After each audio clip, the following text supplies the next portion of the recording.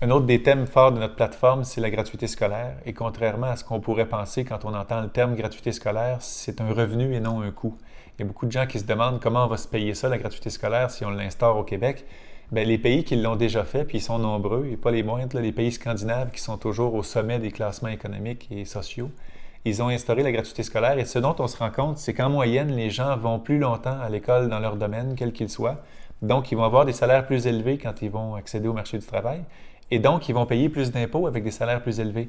Et les rentrées additionnelles fiscales qui découlent de ça couvrent la gratuité scolaire et plus encore. Donc, la gratuité scolaire, ce n'est pas un coût fiscal, c'est une entrée fiscale additionnelle. Donc, non seulement c'est un super beau principe sur le plan social de dire que l'éducation est universelle et accessible à tous, mais en plus, c'est payant économiquement. Donc, ceux qui ne parlent que la langue économique et qui n'utilisent que des arguments économiques, peut-être un peu comme le gouvernement actuel, devraient réaliser que la gratuité scolaire, c'est un investissement payant et non une dépense publique.